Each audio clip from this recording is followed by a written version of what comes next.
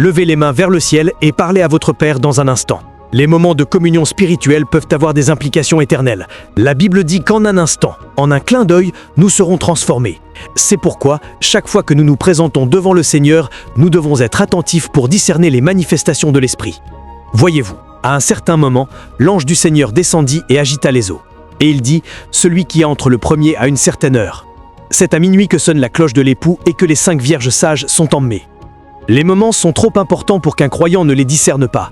Nous sommes arrivés à un autre moment spirituel où il y aura transformation, transfiguration et élévation spirituelle. Pouvez-vous demander au Seigneur d'ouvrir votre cœur ce soir pour recevoir avec douceur la parole implantée en vous pour le salut de votre âme? Allez-y, parlez-lui. Les esprits sont des entités légalistes. Ils agissent en fonction de ce que vous dites et ils s'adaptent à vos engagements. Si vous êtes prêt ce soir à remettre votre vie entre les mains du Saint-Esprit pour qu'il fasse ce qu'il veut de vous, n'hésitez pas et dites-lui que vous ne laisserez pas passer cette occasion. Dans les Écritures, il y avait un homme nommé Bartimée qui comprenait le pouvoir démoniaque. Quand il apprit que Jésus passait, la Bible dit qu'il cria d'une voix forte « Fils de David, aie pitié de moi !» Ils lui ont dit de se taire. Il a crié encore plus fort car il savait que c'était maintenant ou jamais. Pouvez-vous commencer à crier vers le Seigneur, le Très-Haut? À partir de cet instant, votre vie peut devenir tout ce que vous voulez. Parlez au Maître. Mon cœur est ouvert. Je suis prêt. Mon cœur est ouvert. Merci Père. Nous vous félicitons. Nous te rendons gloire. Voici l'heure que tu as préparée pour nous. Une heure de rencontre fatidique où des vies seront changées à jamais. Là où les destins se réaliseront. Nous sommes venus puiser à tes sources éternelles. Père, nous te demandons de nous combler de ta présence. Emplis ce lieu de ta puissance et de ta gloire. Car tous seront élevés au ciel et tous seront transfigurés. Amenés sur le lieu même des ordinations. Père, nous sommes venus à toi le cœur soumis, plein de foi et d'obéissance. C'est ton moment, Saint-Esprit. Utilise-le pour ce que tu souhaites faire et que ton nom soit glorifié. Merci Seigneur, Dieu Tout-Puissant. Nous vous félicitons. Nous te rendons gloire. Au nom puissant de Jésus, nous avons prié. Amen. Vous pouvez vous asseoir. Abordons brièvement ce mot. Entrons dans le vif du sujet. Avant de commencer ce soir, nous allons aborder un sujet très délicat et je souhaite prendre le temps de faire un peu d'exégèse pour nous faire comprendre la portée et les implications de ce que le Seigneur veut accomplir au cours de cette sainte convergence. Notre verset biblique de référence pour l'équipe est tiré des Actes des Apôtres, chapitre 28, verset 31. Il parlait de Paul. Cela se passait à peu près vers la fin de son ministère, après son voyage à Rome, pour témoigner de l'Évangile, car Jésus lui avait dit qu'il se présenterait devant des rois pour témoigner de l'Évangile. Et c'est ainsi qu'à ce moment-là, l'homme de Dieu était arrivé au terme de son voyage. La Bible nous dit qu'à Rome, il loua une maison. Des chrétiens, des croyants sont venus lui rendre visite. Il leur enseigna la parole de Dieu, et puis il nous a donné ce dernier passage des Écritures qui définit l'apogée du ministère de Paul. Et il a déclaré qu'à ce moment-là, il prêchait le royaume de Dieu et enseignait avec une confiance totale les choses qui concernent le Seigneur Jésus-Christ. Nul ne peut lui interdire. Il est arrivé à un point où il est devenu inarrêtable. Et je crois que Dieu me donnera la parole à un moment de cette conférence pour nous dire vraiment ce que signifie être inarrêtable. Car à ce stade de sa vie, Paul n'avait plus peur de la mort. Il était arrivé à ce point où il avait tout abandonné, y compris sa vie. Rien ne pouvait donc l'empêcher d'accomplir la mission que Dieu lui avait confiée. Vous savez qu'il y a des aspects de votre vie où vous n'avez probablement pas encore acquis une conviction suffisante quant à ce que Dieu vous demande de faire. Vous pouvez donc vous trouver encore dans cette zone d'hésitation, cette vallée des décisions à prendre, sans savoir si vous voulez aller à gauche ou à droite, car vous n'êtes pas encore convaincu. Puis vient un moment où on dépasse cette vallée et on est sûr de ce que Dieu veut que l'on fasse. Vous faites alors ce que Dieu attend de vous, mais vous êtes aussi prudent parce que vous voulez assurer un futur, même si ce n'est pas pour vous, mais pour vos enfants. Ainsi, quand vous parlez avec prudence. Quand vous faites ce que vous faites preuve de certaine tempérance parce que vous avez encore quelque chose à protéger. Puis on arrive à un point dans sa vie où on a trop investi dans sa vision, dans son objectif, et on n'a plus rien à perdre. Quoi qu'il arrive, comme Esther, tu peux maintenant déclarer « Si je dois périr, je périrai ». C'est là que se trouvait Paul à ce moment-là. Si vous me gardez pour ce qui, à mon avis, n'est pas un facteur. Si vous m'emprisonnez, j'ai déjà été en prison bien trop de fois. Si vous voulez me fouetter, j'ai déjà été fouetté bien trop de fois. S'il s'agit d'un naufrage, j'ai déjà eu quelques expériences en ce qui me concerne. Donc, j'ai tout vu. Plus rien ne me retient. À ce stade, je suis prêt à être licencié. C'est là que l'homme se trouvait. Et à ce stade, vous vous rendrez compte qu'aucun élément extérieur n'est assez puissant pour vous empêcher d'atteindre votre objectif. Et à un moment de cette conférence, nous atteindrons ce niveau où rien extérieur ne pourra nous arrêter. Nous atteindrons ce point où plus rien de l'intérieur ne pourra nous arrêter. Nous deviendrons inarrêtables dans la réalisation de notre besoin. Ce sont des sommets que les hommes doivent atteindre. C'était le moment où Jésus était sur la croix, où il a levé les yeux et baissé les yeux et a dit « Tout est accompli ». Vous êtes arrivé à ce point où plus rien ne vous retient. L'accomplissement de votre vision est tout ce qui compte. Et je peux vous dire que beaucoup trop de gens ne l'ont pas trouvé.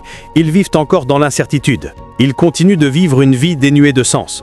Ils continuent de vivre une vie sans impact, car ils n'ont pas encore compris que le sens de la vie ne se résume pas au souffle dans nos narines. Le souffle qui nous parvient aux narines n'a de sens que lorsque nous trouvons un but et que nous nous y consacrons pleinement. Car, à bien y réfléchir, même les chèvres respirent, même le chien respire, même les vaches respirent. Si la vie se résume à préserver son souffle, alors elle n'a aucun sens. Vous devez arriver au point où vous trouverez ce qui a été écrit à votre sujet dans les Chroniques. Car il a dit à Jérémie: « Avant même que vous soyez formés dans le ventre de votre mère, je vous connaissais. Avant même que tu ne sortes, je t'ai sanctifié, je t'ai établi prophète. » Ce qui vous distingue d'une vache n'est pas votre morphologie. Ce qui vous distingue d'une vache, c'est ce pourquoi vous vivez. Ce qui était écrit avant même que tu ne sois formé dans le ventre de ta mère. Ce qui vous distingue des animaux, c'est ce que Dieu avait en tête lorsqu'il vous a créé. Et votre devoir, le moment venu, est de le trouver, de vivre pour lui et, si nécessaire, de mourir pour lui. Si vous n'en êtes pas encore au point où vous l'avez trouvé, où vous vivez pour cela et où vous êtes prêt à mourir pour cela, croyez-moi, rien ne peut vous arrêter. Ainsi, lorsque nous parlons de la génération irrésistible, nous parlons d'un peuple qui a trouvé un sens à sa vie. Et ils n'ont pas seulement trouvé un but, ils vivent pour un but. Et ils ne se contentent pas de vivre pour une cause, ils sont prêts à mourir pour une cause s'il le faut. Voilà l'objet de cette conférence. Que votre vie trouve un sens au-delà du temps, qu'un jour viendra où vous franchirez le temps pour entrer de l'autre côté de l'éternité. Vous vous souviendrez avec satisfaction des années où vous avez vécu, et vous direz « non, elles en valaient la peine ». Voici comment vivent les patriarches des Écritures. La Bible parle d'Abraham. Des hommes viendraient du nord, du sud, de l'est et de l'ouest pour saluer Abraham.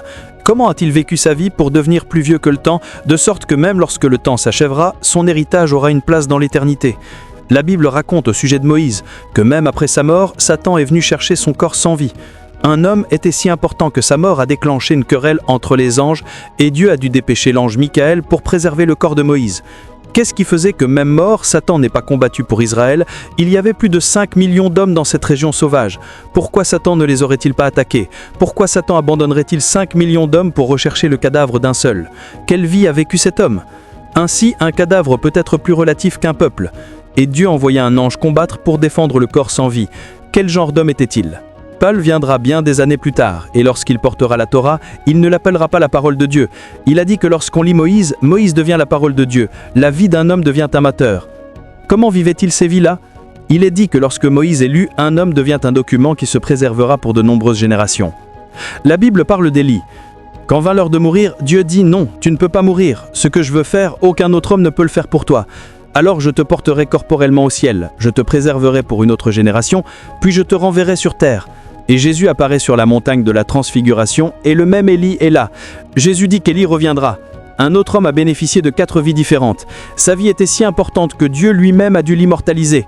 Même lorsque Jean est venu, la Bible dit qu'il est venu avec l'esprit et la puissance d'Élie. La Bible parle d'un homme appelé Siméon le prophète. Il était lassé de la vie, mais il n'allait nulle part, car son sacerdoce était ce qui ouvrirait la voie à l'expression de la prophétie. Car 700 ans auparavant, le prophète Ésaïe avait annoncé qu'une voix était entendue dans le désert, préparer le chemin du Seigneur. Mais cette prophétie ne serait pas encore active sans qu'un prêtre ne s'ouvre pour faire la voix. Et il a fallu un homme appelé Siméon et une femme appelée prophétesse pour créer cette voix. Et ils sont restés dans le temple à prier jusqu'à ce qu'ils aient remis les horloges de l'éternité, jusqu'à ce qu'ils aient déterminé quand Jésus apparaîtrait. Pas en étonnement que cet homme n'ait rien remarqué lorsqu'ils ont emporté Jésus au temple. La Bible dit que le Saint-Esprit le poussa au temple et que lorsqu'il regarda Jésus, il reconnut l'enfant conçu par l'Esprit et il le porta dans ses bras. Il dit « Maintenant mes yeux ont vu le salut du Seigneur, je peux m'en aller en paix. » Comment allez-vous vivre votre vie? Certains d'entre nous meurent dès le jour de leur mort. Ils oublient que nous avons existé. Nos familles, en raison de liens émotionnels et sentimentaux, peuvent pleurer pendant 2 semaines, mais nous aussi nous les oublions. Comment se fait-il qu'Élie est mort il y a tant d'années et que nous ne puissions pas l'oublier? Moïse est parti il y a de nombreuses années. Nous ne pouvons pas l'oublier car il existe un moyen de vivre pour devenir immortel. Il y a un moyen de vivre. Jésus a parlé de la matière. Il a dit qu'elle a fait ça. Il a déclaré que partout où l'évangile est prêché, son nom sera commémoré. Il existe un moyen de vivre pour devenir immortel. Cette conférence est un sermon pour ceux qui veulent vivre comme des immortels, pour des personnes qui pensent que leur vie ne se résume pas au pain que nous mangeons au quotidien, que la vie ne se résume pas à la voiture que nous conduisons, que la vie ne se résume pas à une maison où nous vivons. Ceux qui sont accablés par le fardeau de la responsabilité diront à Dieu « Si ton dessein pour ma vie n'a pas été accompli, alors je préfère mourir que de rester. » Je voudrais démissionner pour que je puisse enseigner. Si je continue comme ça, je risque de ne plus pouvoir consulter la note et je dois établir des bases solides. Mais il y a quelqu'un ici, votre hôtel n'est plus que cendre. Vous avez perdu cette flamme, et vous le savez parce que vous saviez que votre voyage était avec les immortels. Vous saviez que votre place était parmi les anges les plus importants du ciel. Vous avez pour destinée de gagner des nations à Dieu. Vous avez pour destinée de préserver la sainteté, le feu, la pureté de Dieu sur votre génération. Jadis vous brûliez, mais les flammes se sont transformées en cendres. J'ai été envoyé vers vous pour vous éveiller. J'ai été envoyé vers vous pour vous appeler au milieu du fleuve où le Saint-Esprit obmerge un homme. Et donc, où que vous soyez en présent, je m'adresse à vous comme quelqu'un envoyé pour éveiller et établir une ordination. Que ces flammes éteintes s'allument à nouveau sur vous comme au jour de Pentecôte. J'aimerais enseigner un peu. Pendant mes prières, j'ai ressenti un appel à établir des fondements très solides. Si nous commençons de manière très instable, il sera difficile d'enseigner. Ainsi, lorsque nous parlons de la génération irrésistible, nous parlons d'un peuple qui a discerné sa vocation. Nous parlons d'un peuple qui vit pour sa raison d'être. Et là, nous parlons d'un peuple prêt à mourir pour sa cause s'il le faut. C'est ce qui vous rend irrésistible. Et c'est ce que la Bible nous décrivait dans ce passage des Écritures. Comme vous pouvez le voir, Paul parlait du royaume et du Christ. Et à ce moment-là, la Bible disait que rien ne pouvait le limiter. Non pas parce que les politiques, les pouvoirs gouvernementaux, l'opposition étaient disparus, mais parce que Paul était arrivé à un point où rien n'était ainsi important que sa mission. Donc il connaissait non seulement sa mission, mais il vivait pour elle et était prêt à mourir pour elle. À ce stade-là, plus rien ne pouvait l'arrêter. Tout believer qui aspire à être invisible doit arriver au point où ces trois éléments sont pleinement accomplis. Premièrement, vous avez discerné votre purpose. Deuxièmement, vous vivez en fonction de votre raison d'être. Troisièmement, vous êtes prêt à mourir pour votre cause. Très rapidement ce soir, je veux vous emmener à travers un voyage qui vous mènera jusqu'à ce point où vous deviendrez une génération irrésistible. Premièrement, pour devenir une génération irrésistible, vous devez comprendre votre essence. Si vous ne savez pas qui vous êtes, vous ne trouverez jamais le courage et la conviction nécessaires pour vivre en accord avec votre raison d'être. Une génération qui comprendra le sens de la vie, vivra pour ce sens et mourra pour lui si nécessaire, est une génération qui a une compréhension profonde de l'essence même des choses. Ils savent qui ils sont. Pour devenir invincibles, nous devons retourner au berceau de la réalité et découvrir qui nous sommes vraiment. Qui es-tu ? Si vous ne savez pas qui vous êtes, si vous ne savez pas ce que Dieu vous a appelé à faire, croyez-moi, même si on vous révélait votre vocation, vous n'y croiriez pas. Il faut être soi-même pour pouvoir accomplir sa mission. L'une des plus grandes crises des croyants est qu'ils ne savent pas qui ils sont. Nous devons comprendre qui nous sommes avant de parler de finalité. Nous devons comprendre ce à quoi Dieu nous appelle avant de parler de finalité. Nous devons comprendre l'importance qui nous incombe avant de parler de finalité. Puis, une fois que vous avez trouvé votre essence, vous trouvez votre mission, car votre but est lié à votre mission. Une génération paresseuse ne trouvera jamais de sens à sa vie. Une génération qui refuse de servir ne trouvera jamais de raison d'être. Pour avancer avec un but précis, vous devez trouver votre mission.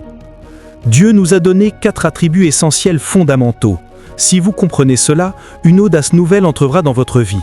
Numéro 1, c'est toi, comme le vent. Deuxièmement, la Bible vous appelle une lumière. Troisièmement, la Bible vous appelle une flamme de feu. Et quatrièmement, la Bible vous décrit comme un roc. Il y a quelque chose entre vous et le dessein de Dieu qui est si important pour Dieu que même lorsque vous échouez, Dieu ne vous a pas abandonné. Il a dû quitter son trône, devenir un homme, mourir pour vous justifier et vous permettre de réaliser ce projet. Mais vous ne réaliserez jamais cet objectif tant que vous n'aurez pas adhéré à la définition que Dieu vous a donnée. Dans les Écritures, nous sommes appelés, entre autres, vent, lumière, feu, roc. Si vous connaissez ces personnages et comprenez pourquoi Dieu nous appelle ainsi, votre vie ne pourra jamais être la même. Commençons par la lumière. La Bible dit dès le premier verset de Jean, « Au commencement était la parole, en lui était la vie, et la vie était la lumière des hommes. La lumière brille dans les ténèbres et les ténèbres ne l'ont pas comprise. Il est venu comme lumière pour vous éclairer, afin que vous deveniez lumière. Vous êtes la lumière du monde. Pour devenir une génération irrésistible, vous devez vous percevoir comme la solution à toute ténèbres. Vous devez vous considérer comme la lumière de votre monde. Ton essence est lumière. Pour une génération de lumière, il y a 3 responsabilités. Se lever, briller, assumer la responsabilité. Lève-toi, fais briller ta lumière, car la gloire du Seigneur s'est levée sur toi. Les responsabilités liées au rayonnement de la lumière sont l'intimité avec Dieu, illumination, sagesse, leadership. Le service et l'excellence dans l'œuvre de vos mains, la pureté et l'intégrité sans compromis, la visibilité et la puissance, témoigner jusqu'aux extrémités de la terre. Que votre lumière brille ainsi devant les hommes, afin que, voyant vos bonnes œuvres, ils glorifient votre Père qui est dans les cieux. Levez les mains et priez en langue, que ce soit par la prière, la méditation ou l'adoration, quelque chose doit jaillir de toi. Lève-toi, entreprends ton voyage. L'une des pires choses qui puissent vous arriver est de mourir avec ce que Dieu vous a donné. Cela bénira votre génération, cela glorifiera Dieu. Invoquez le nom du Seigneur, laissez l'onction jaillir, que la lumière brille. Père, je te demande de nous donner un signe, que ta main vienne sur plusieurs d'entre nous ici, que cette grâce repose pour la sagesse et le leadership, pour la productivité, pour la pureté et l'influence et la rapidité. Je décrète et je déclare que votre lumière brille au nom de Jésus-Christ.